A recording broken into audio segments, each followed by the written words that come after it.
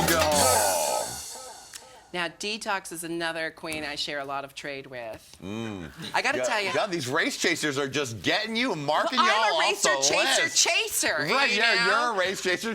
There's nothing wrong with that. I mean, like, I had this really, like, I had this idea, like, oh, I'm not going to sleep around on the road. I'm not going to sleep with the fans.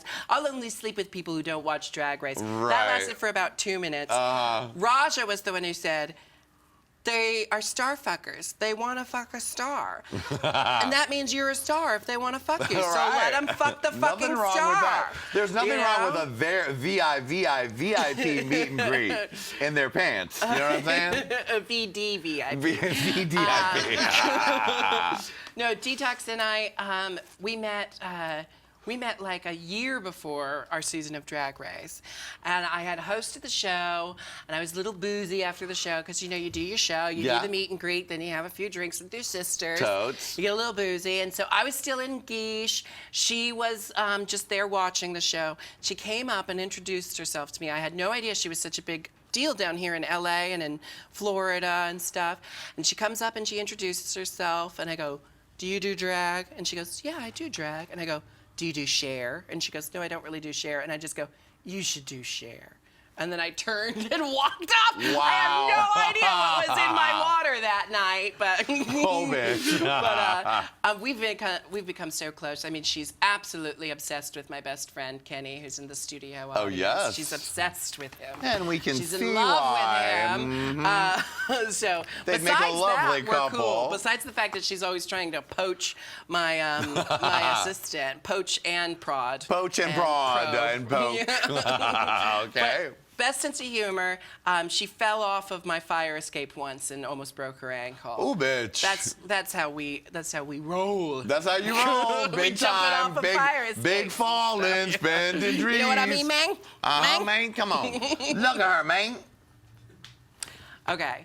Now, I've been watching Absolutely Fabulous since I was like 7 years old. Right, and which your no namesake? 7-year-old boy has any business watching AbFab. Very inappropriate. Oh, yeah, but I knew all the quotes. I knew everything. Even though I didn't get the jokes, I could recite them perfectly.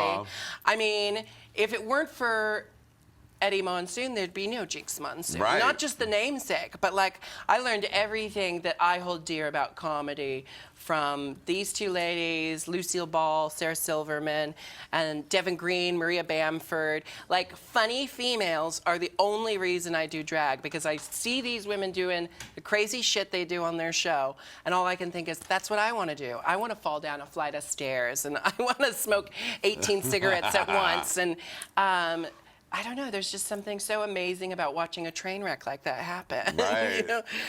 She was at my theater one night because her husband, who actually played Vivian in The Young Ones, did you ever watch that show?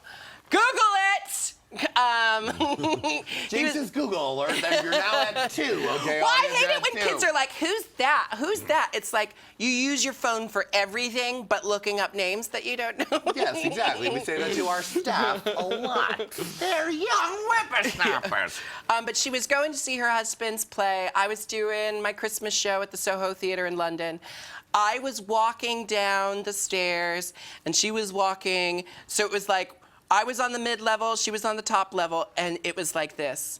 We missed each other by that much, no. Johnny. We just missed each other. And I don't even know what I would have done if I met Jennifer Saunders. I probably would have just like grabbed her and shook her really hard, you know. That's what stars love, when you grab them and shake them. Well, I mean, I've met so many people that it's surreal to think that I grew up watching Whoopi Goldberg in every movie, and then one day I'm like, you know, 10 feet away from her filming Watch What Happens Now with Andy Cohen.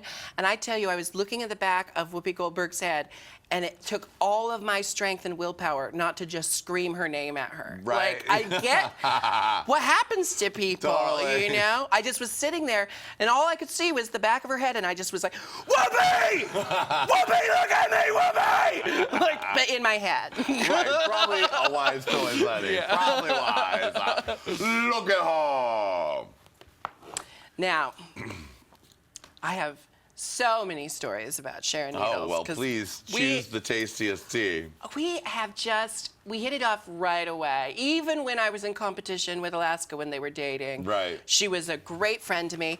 She'll say the nicest things to my face and then get on stage and say the worst things about me. Right. But that's what I love because, like I said, leave it on stage, you know? Get your demons out on stage in an entertaining way. But I feel so connected to her. And even though I'm such good friends with like Alaska and Ben and Ivy and all these other girls, I think I'm most alike. I'm most like Sharon Needles because, I don't know, we had a similar kind of like, we were the underdog, we were the queen everyone thought would, you know, crap out after 2 episodes, and then we both won, and I wouldn't have probably auditioned if she hadn't won the year before me. Right. Because I saw this queen who was so far out of the box in terms of what we had seen on Drag Race. Yeah. I was like, oh, we are ready now to realize that drag queens come in all different kinds of, you know, like, I consider myself very fierce, but I'm not fierce like snapping Z's and, you know, reading cunty comments all the time. I'm fierce in other ways. In yes. softer, bubblier, stupider ways, you know? And I think it was just, she shifted the paradigm. That's what Sharon Needles did. She shifted the paradigm. Now everyone wants to be spooky. Now everyone, you know, Sharon Needles invented white contacts. Sharon Needles invented white makeup. Sharon Needles invented crippling alcoholism. And now we all do it, you know? Now we're all banking on that. What's a little Sharon's secret we wouldn't know, or some tea that, some adventure you've had together that might be fun? She's very sensitive. She's much more sensitive than she lets on. I'm trying to think. I don't know what would get her in trouble. She's engaged, you know. Yes, I know. But he knows all the worst So you're like, all the things orgies that we had together. No, we never had any orgies. I'll tell you, she gave me a dress once. She bought a dress for Alaska. She bought 2 dresses so that her and Alaska could have matching dresses. I don't know what Alaska had done that night, but in front of Alaska, she takes this dress like out of Alaska's suitcase and goes, I bought this and I've decided JINKX is gonna have it. So it was a sequins dress, but it was, I don't know, you can't move in it and you can't wear long hair because it's like a booby trap. The sequins all stick to each other. Oh, right. So I'm thinking, oh my God, the winner of season 4 gave me this amazing gown and I wore it once and I was like in a straitjacket, all my hair stuck to me. I'm like, this bitch set me up. This is why she did it. Typical. And, but she's been such a good friend to me. I mean, she's a lunatic, an absolute lunatic, but in the best way. I wish I had some kind of story about her pooping in the dressing room that I could share. Don't worry, she did once she was here. I know. I know. No. Look at her. Okay, so that, for anyone, Google it. That's Rebecca Sugar, the creator of Steven Universe. Now, I don't know how many grown adults out there like to get stoned and watch children's cartoons like I do, but like her cartoon that she has created, first of all, it's like a science fiction odyssey. Yeah. And it's one of those shows where you get little snippets of the story and people work for hours theorizing about what's going to come next and stuff. It's got such an intense cult following.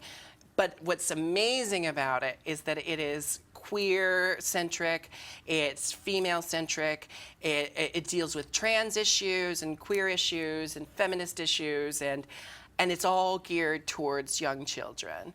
And it's like, it's amazing that a show like that exists. And I don't want to give away any of the spoilers, but like, there's a character, Garnet, and when you watch that show, like, I think every person, like, I don't even know how to explain it. I sound like such a nerd, but well, I mean, look, it's just amazing. Like, you want to get on that. You're dying to be on that show. I am dying. I will continue to harass her and have my fans harass her until she at least acknowledges my existence. Good. Well, here she is, and here you are. You can cut this out and send it to her. And the music is amazing. She writes original music for the show. It's just absolutely amazing. I performed some of it at my club gigs. Oh, wonderful. The character Garnet is voiced by Estelle. Google it! All right. Look at her. Who's that? Oh, Is Charles that Charles Busch. Busch? Yeah. I have met Charles Busch a couple times. Wonderful, wonderful person to meet. But if you guys haven't seen Psycho Beach Party or Die Mommy Die, Charles Busch does what I've always saw myself doing, which is he plays female characters. So it's not that he plays a drag queen in the movie. He is a man playing an earnest, authentic, honest representation of a woman. And I think that's amazing because it doesn't always have to be a joke. It doesn't always have to be I mean, her movies are hilarious. Very much so. But she plays her characters so honestly that it's not like watching a drag queen. You know, it's like watching an old Hollywood actress. She writes the movies, she stars in them, and I got to wear her shoes when I did the 10-year anniversary concert of Hairspray. I played Velma Von Tussle, and I wore all the original costumes. That the original Velma Von, I mean, they were let out a little bit, just a tiny amount back then. And then, but of course, my feet didn't fit into those tiny shoes, so they shipped me over some of Charles Busch's shoes from Die Mommy Die. Wow. It was just amazing, and she's just so lovely. That's incredible. You can meet all these wonderful people in Provincetown this summer, ladies and gentlemen. Yes, you can. They'll all be right there, flying right next to you. Look at her. Look at her. Look at her. Look at her.